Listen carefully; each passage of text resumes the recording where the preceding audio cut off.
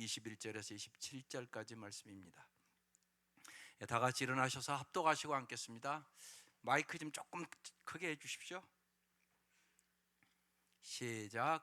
일 있은 후에 바울이 마게도냐와 아가야를 거쳐 예루살렘에 가기로 작정하여 이르되 내가 거기 갔다가 후에 노마도 보아야 하리라 하고 자기를 돕는 사람 중에서 디모데와 에라수도 두 사람을 마게도냐로 보내고 자기는 아시아에 얼마 동안 더 있으니라.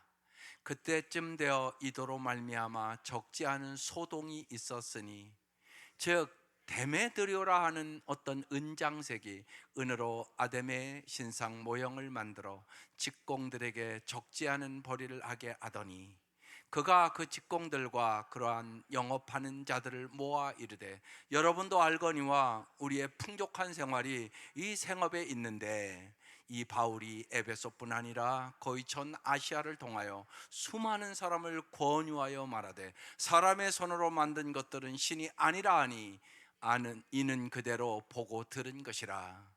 우리의 이 영업이 천하여질 위험이 있을 뿐 아니라 큰 여신 아데미의 신전도 무시당하게 되고 온 아시아와 처하는가 위하는 그의 위엄도 떨어질까 하노라 하더라. 아멘.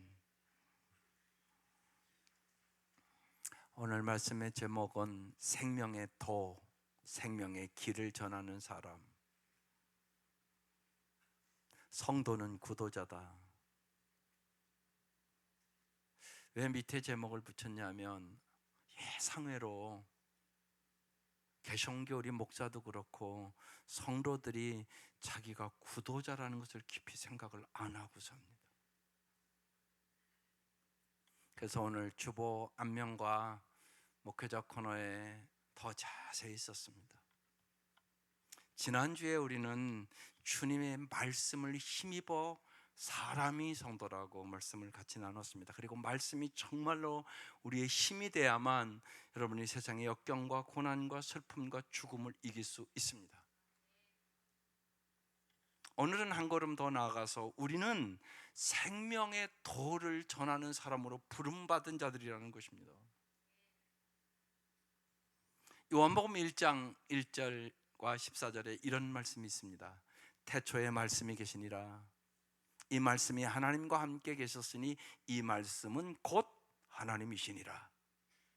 말씀이 육신이 되어 우리 가운데 거하심에 우리가 그의 영광을 보니 아버지의 독생자의 영광이요 은혜와 진리가 충만하더라. 이게 예수님의 모습입니다.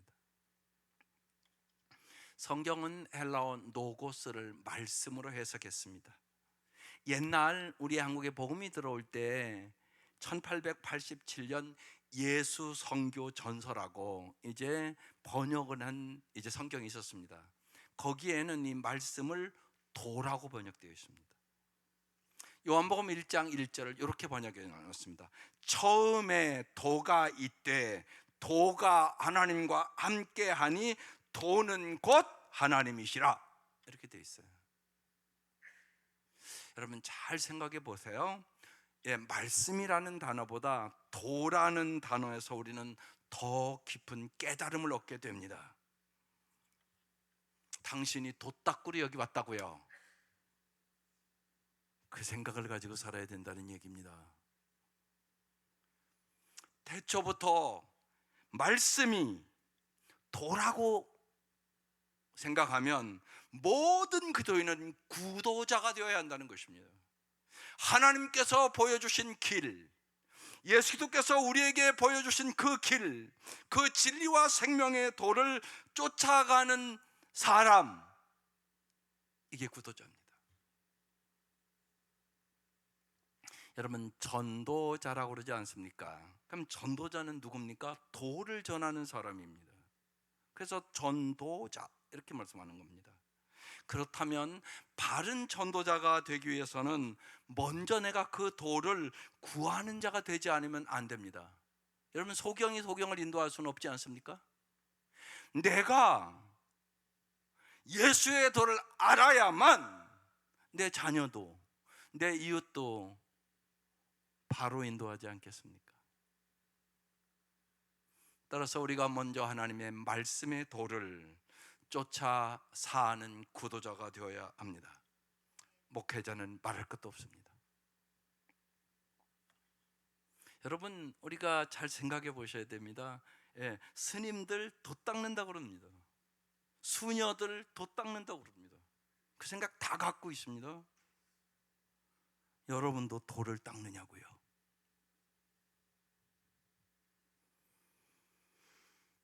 저는 사람이 앉았다 떠난 자리에는 반드시 그 사람의 인격이 남는다고 믿습니다. 여러분 다 여기 앉아 있습니다. 다 똑같이 앉아 있는 것은 아닐 것입니다.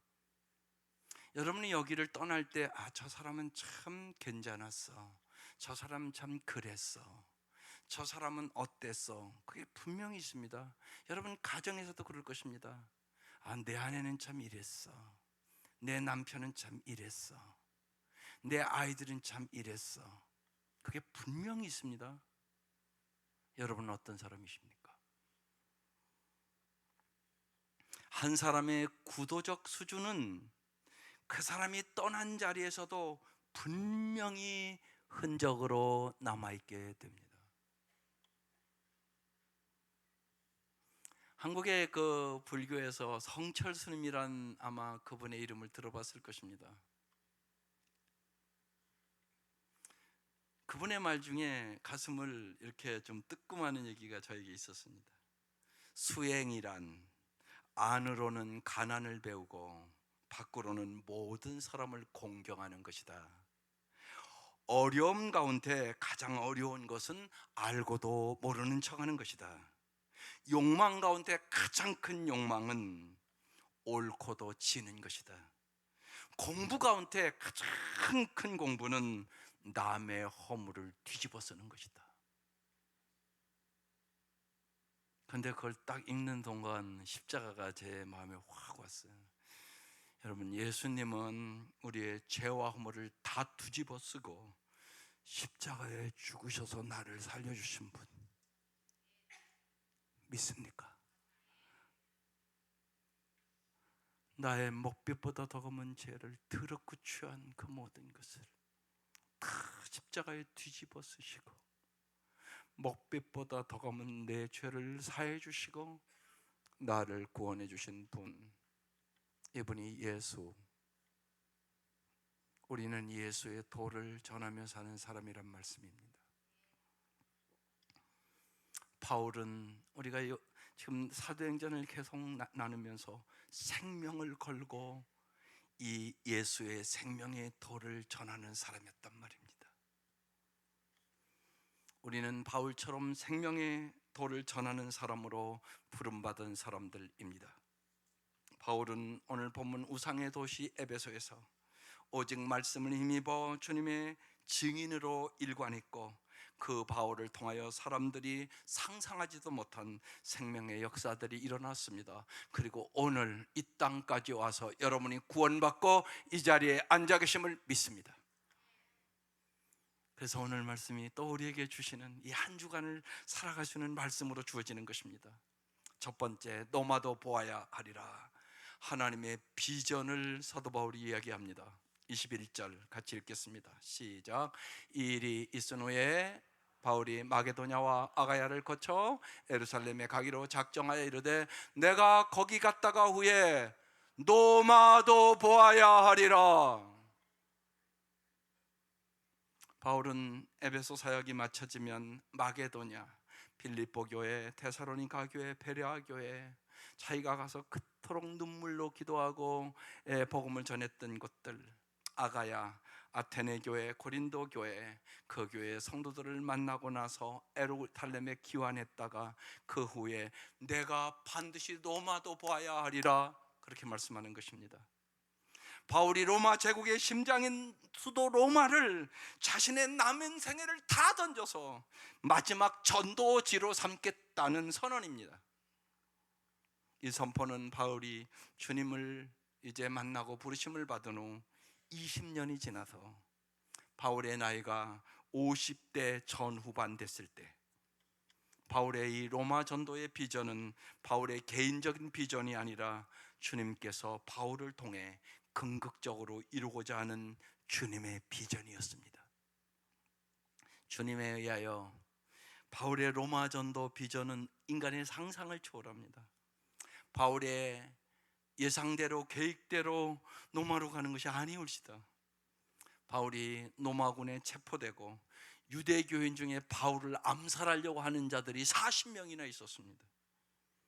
그래서 로마의 군에 의하여 체포되고 보호받고 죄수의 몸으로 로마로 압송됨으로 로마에 도착할 수 있었습니다.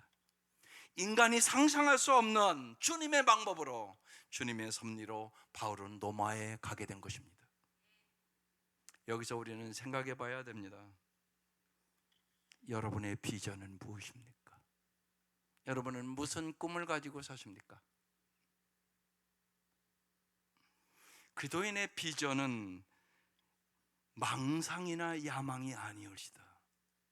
그리스도인의 비전은 날마다 매일의 삶에서 정직성과 성실성을 기반으로 하기에 시간과 공간을 초월하여 언젠가는 주님 앞에서 반드시 가시적인 열매로 드러나게 되는 것입니다.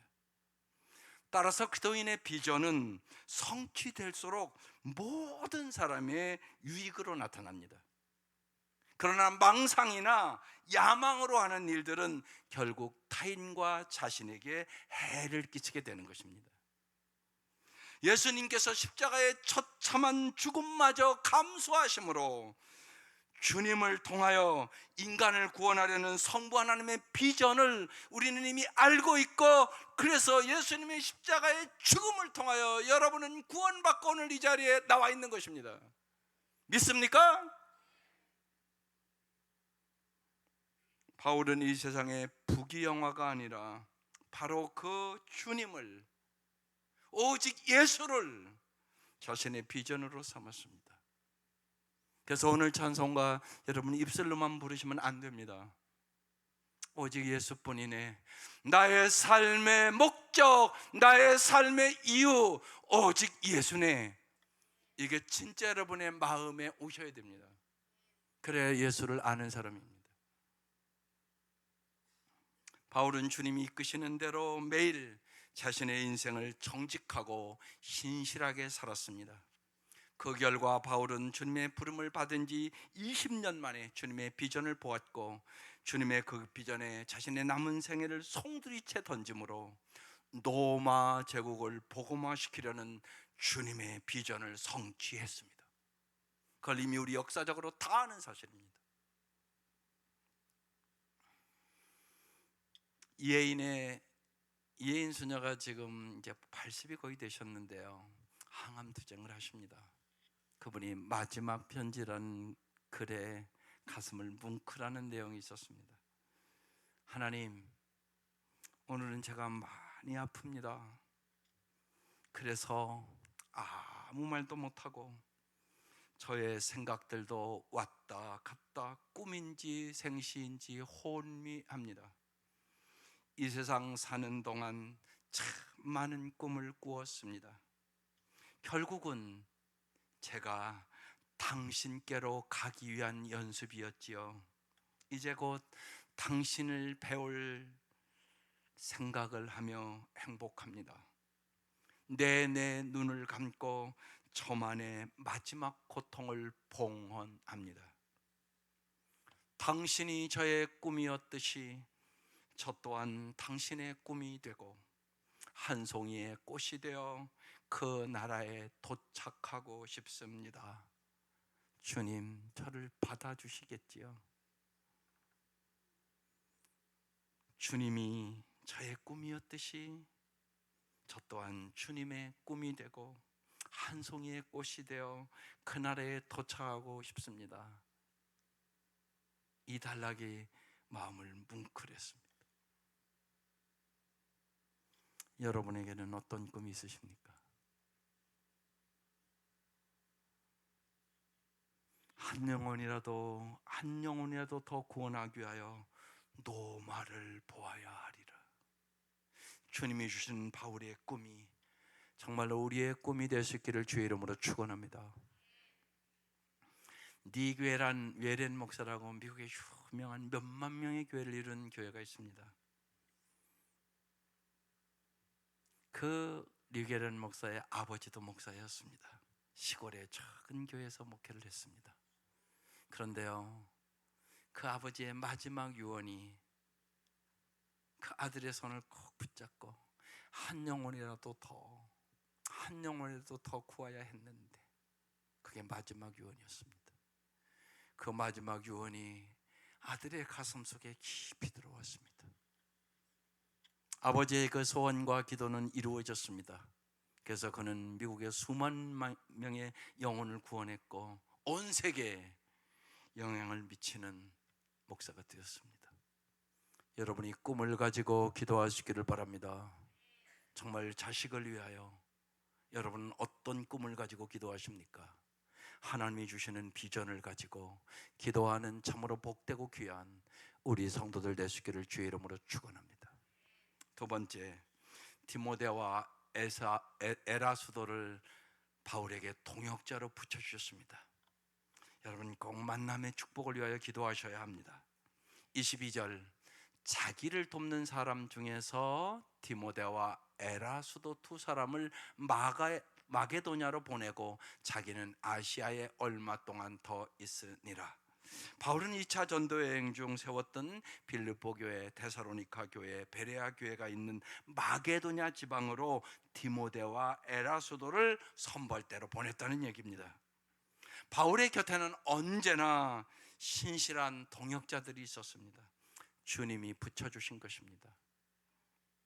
무슨 일을 하던 여러분, 사람의 도움보다 먼저 주님의 도움을 꼭 구하는 성도들이 되시기를 바랍니다. 정말로 하나님, 나의 모든 삶에 만남의 축복이 있다고 꼭 기도하셔야 됩니다. 그게 인생을 바꿉니다. 무슨 일이든 그 일이 사람을 살리게 되는 일이 될 수 있도록 기도하시기를 바랍니다. 언제나 하나님의 나라와 일을 먼저 구하고 하나님의 도움을 먼저 구할 때 하나님 여러분에게 참으로 좋은 동역자를 붙여주실 것입니다. 시편 121편의 1절에 이런 말씀이 있습니다. 나의 도움이 어디서 올꼬? 나의 도움은 천지를 지으신 여호와에게서로다. 여러분, 일이나 재물이 아니라 주님 안에서 항상 사람이 목적이 되어야 하는 것입니다. 그때 주님께서 주님의 방법으로, 주님의 은혜로 여러분 상상치 못한 신실한 동역자를 붙여주시는 것입니다. 정말 주님의 은혜로, 특별히 여러분이 자녀들을 위하여 꼭 기도할 때 하나님 만남의 축복이 있게 해달라고, 하나님을 경외하는 사람, 하나님을 사랑하는 사람, 하나님의 말씀대로 살아가는 진리의 사람, 은혜의 사람들을 여러분의 자녀가 만날 수 있기를 주의 이름으로 축원합니다. 세 번째, 바울이 전한 도로 소동이 일어났습니다. 여기에 여러분 두 가지를 잘 생각하셔야 됩니다. 먼저 여러분의 삶에 예수를 믿으면 먼저 내적 소동이 반드시 일어나야 됩니다. 그 다음에 우리가 주님의 복음을 전하면 외적 소동이 일어나게 되어 있습니다. 보십시다. 23절. 그때쯤 되어 바울이 도를 전하니까 이 도로 말미암아 적지 않은, 그러니까 많은 소동이 있었다는 것입니다. 왜 소동이 있었을까요? 24절. 즉 데메드리오하는 어떤 은장색이, 아마 거기 우상 만드는 그 아마 두목이었던 것 같습니다. 은으로 아데메의 신상 모형을 만들어 직공들에게 적지 않은 돈벌이를 하게 하더니 25절, 그가 그 직공들과 그러한 영업하는 자들을, 사람들을 다 모아서 말하게, 여러분도 알거니와 우리의 풍족한 생활이 이 생업에 있는데, 이 바울이란 사람이 와서 에베소뿐만이 아니라 거의 전 아시아를 통하여 수많은 사람을 권유하여 복음을 전하여 사람들이 막 180도로 변했다는 얘기예요. 사람의 손으로 만든 것들은 신이 아니다, 이렇게 하니 이는 그대들도 보고 들은 것이라 27절 우리의 이 영업이 천하여질 위험이 있을 뿐만 아니라 큰 여신 아데미의 신전도 무시당하게 되고 온 아시아와 천하가 위하는 그 위험도 떨어질까 하노라. 그렇게 사람들을 뭐 했다고요? 충동했다고 써 있는 것이에요. 이 데메드리오는 신전과 신상 모형 제작으로 이제 밥 먹고 사는 사람들을 불러서 그들에게 자신들의 풍요로운 삶이 이 생업으로 우리가 이렇게 풍요로운 삶이 보장되어 있는데 바울이라는 자가 우리의 생업을 방해하면서 사람의 손으로 만든 것은 신이 아니다 이렇게 도를 전하니 그냥 내버려 두면 우리의 영업도 천해질 뿐만이 아니라 저 아담의 신진도 누가 섬기겠냐 그렇게 충동했다는 것이에요. 23절 말씀을 다시 한번 볼게요. 그때쯤 되어 이 뭐로 말미암아 도로 하나님의 말씀에 도로 말미암아 뭐가 일어났다고요? 소동이 일어났어요. 그리스도의 복음의 길을 지금 오늘 본문은 도라고 표현했잖아요. 그리스도인이 된다는 것은 주님이 보여주신 십자가의 도를 십자가의 길을 가는 것이에요. 이 도는 인간의 찬사와 갈채를 받는 도가 아니에요. 오히려 예기치 않은 소동을 각오하지 않고는 나아갈 수 없는 도란 말입니다. 여기 소동이라는 단어가 헬라어 타라코스라는 단어입니다. 통 속에 든 물을 막대기로 휘젓는다 그런 뜻입니다. 빛이요 생명이요 진리이신 주님에 대해서 어둠과 죽음과 거짓의 반발은 반드시 소동을 일으키게 된다 그런 뜻입니다. 사람들 사이에서 일어나는 거의 대부분의 소동은 탐욕이라는 우상 숭배 때문에 일어납니다. 인간은 욕심 때문에 싸운단 말입니다. 권력의 욕심, 물질의 욕심, 명예의 욕심. 여러분 왜 싸웁니까? 내 욕심이 안 채워진다고. 인간은 끊임없이 탐욕을 가지고 전쟁을 하고 싸웁니다. 탐욕이라는 우상숭배 앞에서는 누구나 눈이 멀며 심지어는 형제들도 돈 때문에 원수로 돌변하는 상황을 여러분 주위에서 종종 보고 날마다 텔레비로 봅니다. 주님의 도를 쫓는 사람이라면 반드시 그래서 먼저 내적 소동을 겪게 되는 것입니다. 자신이 추구하던 세상의 성공이 아니며 세상의 실패가 아니라는 모든 가치가 전도되는 소동이 내 내적으로 내 마음속에서 일어나게 되는 것입니다. 이게 일어나야 진짜 크리스찬 됩니다. 그건 무슨 얘기냐? 사도 바울이 빌립보 3장에 얘기합니다. 내가 이전에 내가 유익했던 명예를 구하고 돈을 구하고 권력을 구하고 세상에 구하던 그 영광이 내가 헛된 건 줄 알았다는 것이에요. 그래서 이제는 내가 유익했던 모든 것을 그리스도를 위하여 해로 여길 뿐더러 모든 것을 해로 여김은 예수 그리스도를 아는 것이 가장 가치가 있는 것임을 내가 깨달았다. 그래서 이전에 내가 추구했던 모든 것을 배설물처럼 버린다. 가치관이 전도됐다는 얘기입니다. 내 가치관이 변했다고. 이전에는 돈이 최고고 명예가 최고고 권력이 최고고 그런 줄 알았는데 그게 아니라는 것이에요. 예수가 최고라는 거예요. 예수가 아니면 구원도 못 받는다는 거예요. 예수가 아니면 죽어도 천국도 못 간다는 거예요. 그걸 깨달았다는 것이에요. 그래서 내가 예수를 생명을 걸고 천할 수밖에 없다고 사도행전에게 끊임없이 우리에게 얘기하는 것이에요. 여러분 믿습니까? 그래서 예수를 믿으면 내적인 내 마음 속에 가치관의 소동이 일어나는 것이에요. 이 내적인 소동을 통하여 우리는 탐욕이라는 우상의 노예 상태에서 벗어나고 빛이요 진리요 생명이신 주님의 도를 쫓을 수 있게 되는 것이에요. 이게 예수 믿는 거라고요. 그런데 탐욕이라는 우상숭배로 인한 소동과 주님의 도를 쫓기 위한 내적 소동 사이에는 근본적인 차이가 있습니다. 탐욕을 위한 소동은요, 사람을 끊임없이 죽입니다. 그러나 주님의 생명의 도를 따르는 그 소동은 끊임없이 사람을 살립니다. 생명의 말씀입니다. 진리의 말씀입니다. 영생의 말씀입니다. 그 차이가 있단 말입니다. 주님을 믿는다는 것은 주님이 걸어가신 도를 쫓는 것이요, 그것은 그냥 좋은 게 좋다는 식으로 살아가는 것이 아니올지다.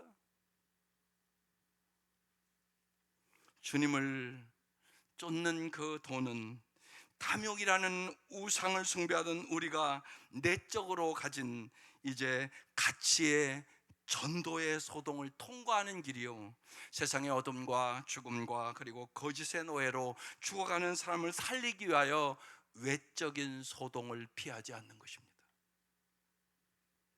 사도 바울이 외적인 소동이 일어나는 걸 몰랐겠어요? 우상 숭배하고 그거 만들어서 돈 벌어 먹고 사는 그곳에 가서 이거 다 가짜라고 그러면 사람들이 가만히 있겠어요? 여러분 같으면 가만히 있겠어요? 그러니까 소동이 일어난 거란 말입니다.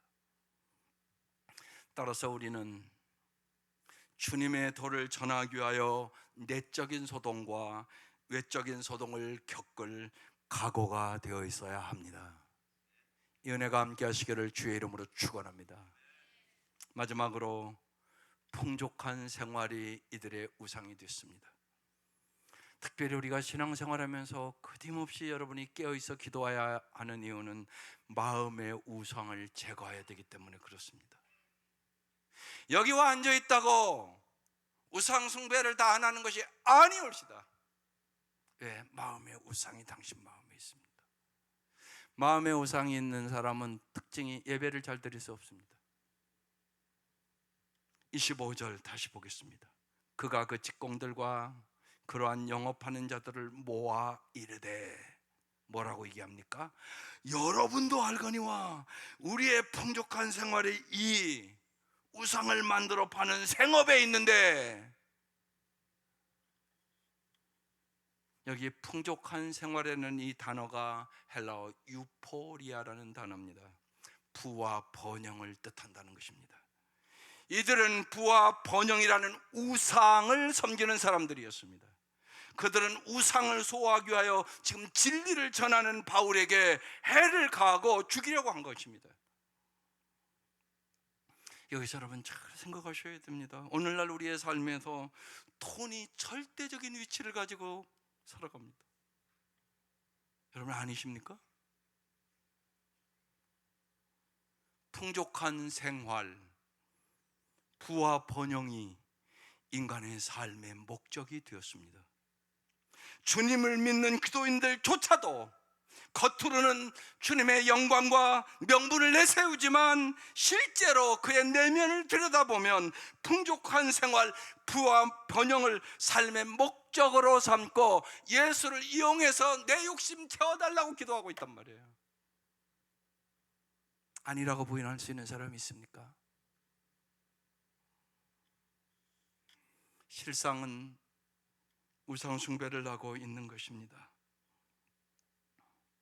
요새 좀 마음 아픈 사건들이 있었습니다.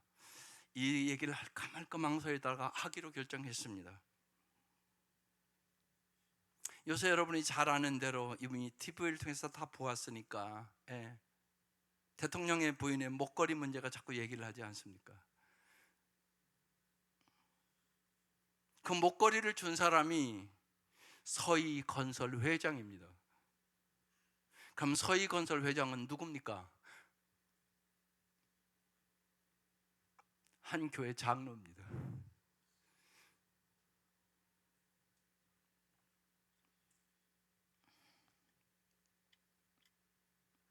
신앙 간증, 무슨 남선교회, 여선교회 전국을 다니면서 간증하고 다녔습니다. 책도 썼습니다. 하나님 잘 섬겨서 우리 기업에 축복 주셨다고. 무슨 축복을 그렇게 받습니까? 하나님의 영광 가리고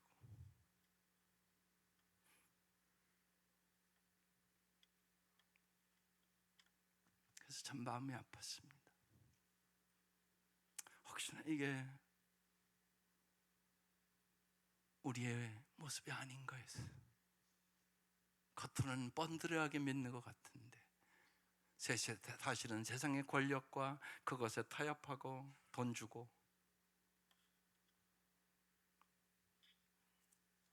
오늘 제가 이 말씀에 왜 마음이 어렵냐면, 우리도 남을 비난하기는 쉽지만 우리도 내면 깊숙이 보면 똑같다는 것입니다. 예수를 왜 믿으십니까? 정말 예수님을 사랑하고 좋아서 믿으십니까? 예수님 이용해서 내 부귀영화 달라는 거 아니십니까? 그러면 그 사람과 똑같은 사람입니다. 그래서 마음이 힘든 것입니다. 그래서 주님은 우리에게 이미 언제나 생명의 말씀으로 주어 주셨습니다. 마태복음 7장, 좁은 문으로 들어가라. 멸망하러 인도하는 문은 크고 그 길이 넓어 그리로 들어가는 자가 많고, 생명으로 인도하는 문은 좁고 길이 협착하여 찾는 이가 적음이라. 우리는 생명으로 인도하는 문을 예수님으로부터 배웠고 그 도를 전하도록 부름받은 사람들입니다. 제가 특별히 이 말씀을 보고 이 사건들을 보면서 망설였던 이유가 그겁니다. 어제 뜻하지 않게 아들에게 메시지 하나가 왔습니다. 아들은 미국에서 목회합니다. 그래서 지금 그 교회에 가서 이제 몇 년 됐습니다. 예, 아주 행복한 교회가 됐습니다. 아들도 참 행복해하고, 그리고 여러분 잘 아는 대로 이제 2달 전에 딸 낳아서 아주 정말 교인들도 좋아하고 너무나 좋은 상태에 있습니다. 그런데 미국 그 감리교회는 파송제입니다. 그런데 어제 갑자기 그 감독님과 거기에 다른 교회로 떠나라고 왔다는 것이에요. 그래서 10월 1일까지 예를 들면 다른 곳으로 파송한다. 너무 뜻밖의 일이라 기도해 달라고 엄마 아빠한테 문자를 보냈어요. 제가 이 말씀을 보면서 내 마음속에 예를 들어서 힘들고 어렵고 십자가의 길이라도 가라, 그 마음보다 그 교회가 어떤 교회지? 여기에 관심이 있는 거예요. 제 마음속에 가는 교회. 뭐 미국은 파송제니까 가라 그러면 가야 돼요. 그냥 이유가 없어요. 그런 생각을 하면서 정말 우리의 마음이 십자가의 길을 정말 주님과 함께 걸어가기를 나는 원하는가, 그런 생각을 아니할 수가 없었습니다. 그러면 크리스찬은 풍족한 생활을 해서는 안 된다는 말입니까? 그런 것은 아니올지다.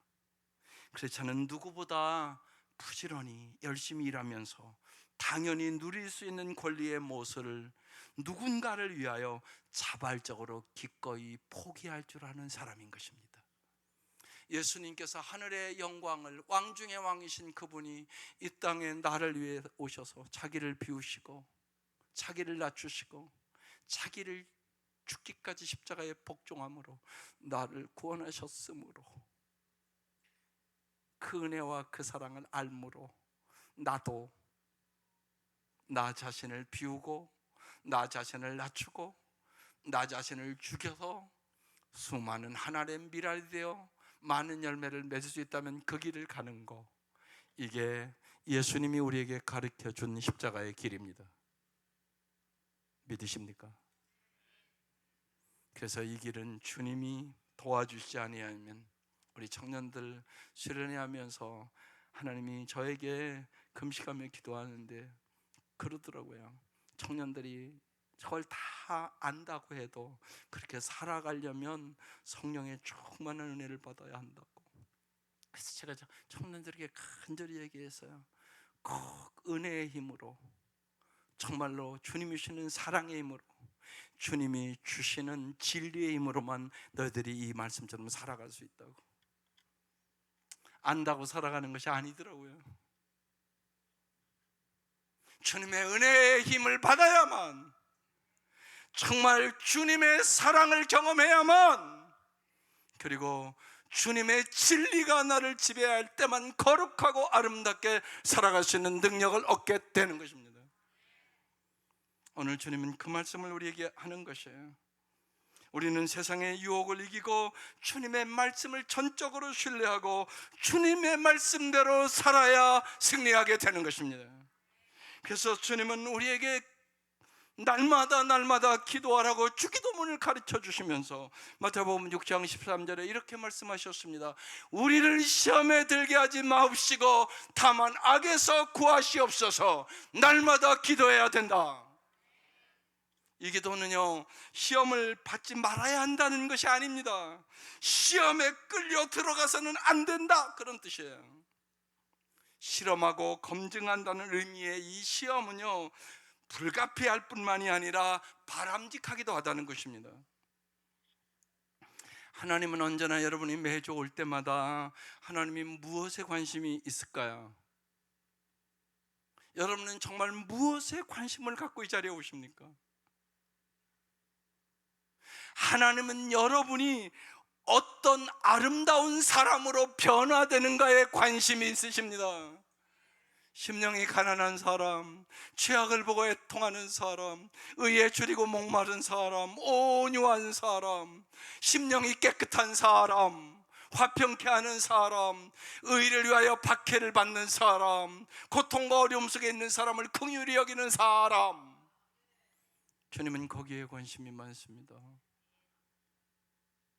그래서 성경은요, 고난과 환난을 심령의 숱한 불순물을 태워 없애서 더 건강한 자기인식과 겸손, 참을성과 믿음, 사랑을 갖게 하는 도가니로 풀이하는 것입니다.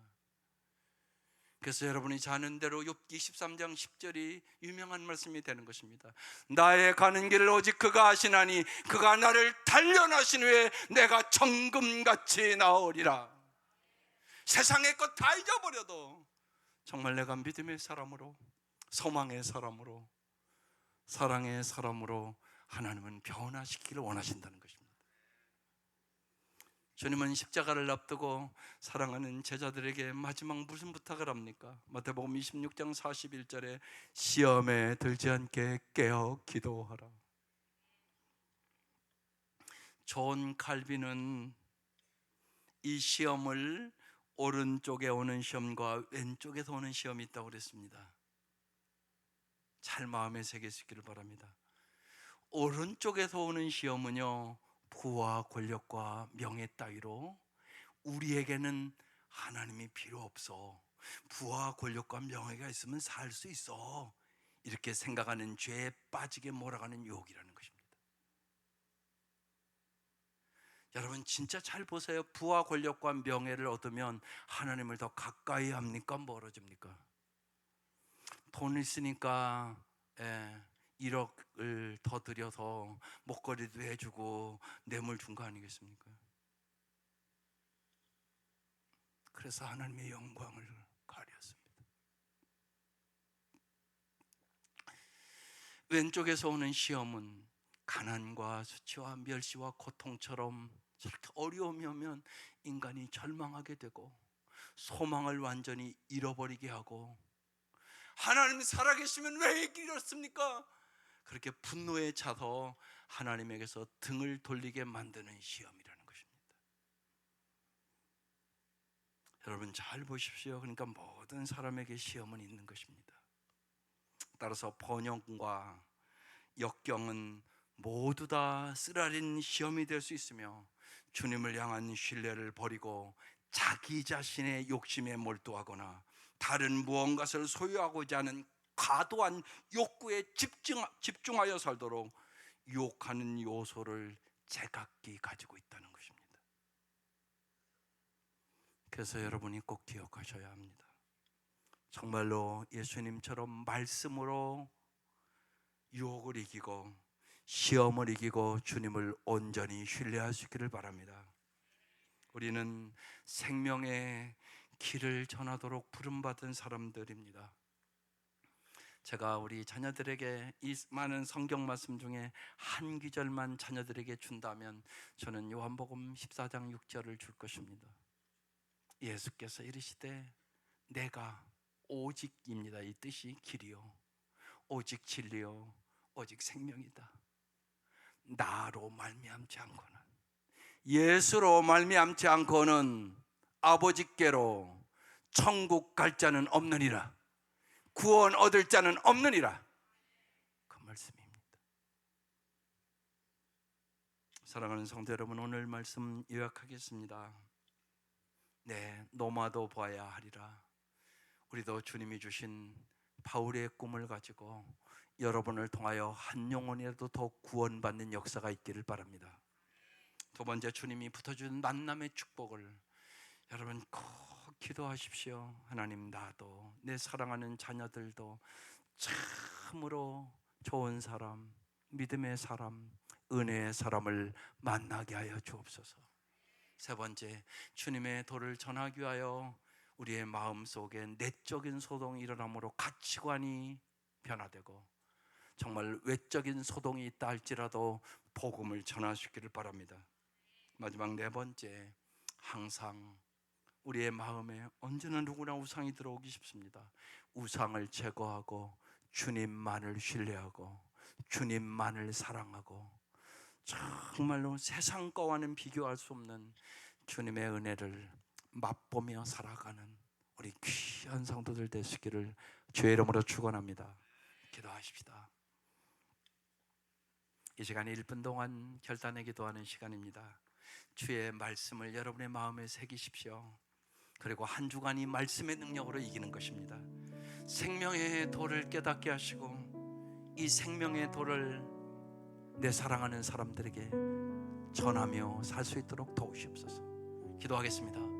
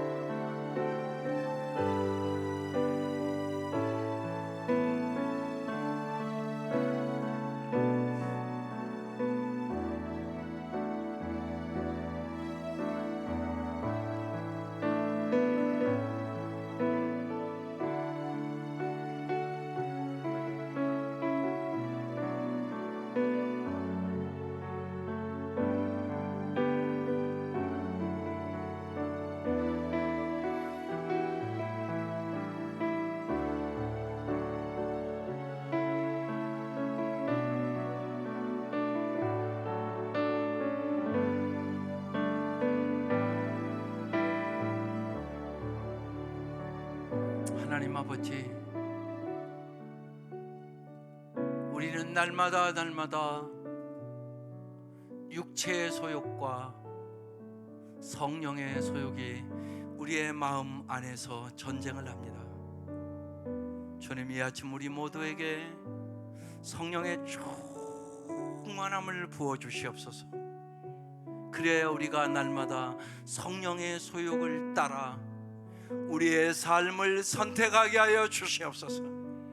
그래야 성령의 열매들이 맺힘으로 하나님 보시기에 참으로 좋은 사람들이 되게 하여 주시고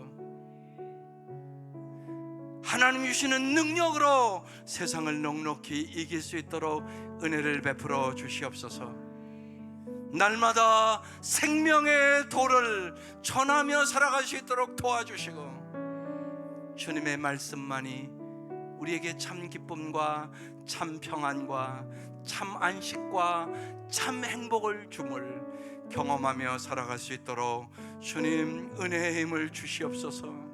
사랑의 힘을 주시옵소서. 진리의 힘을 주시옵소서. 이 한 주간도 말씀을 부여잡고 승리하게 하여 주시옵소서. 예수님의 이름으로 기도드립니다. 아멘. 오늘도 주의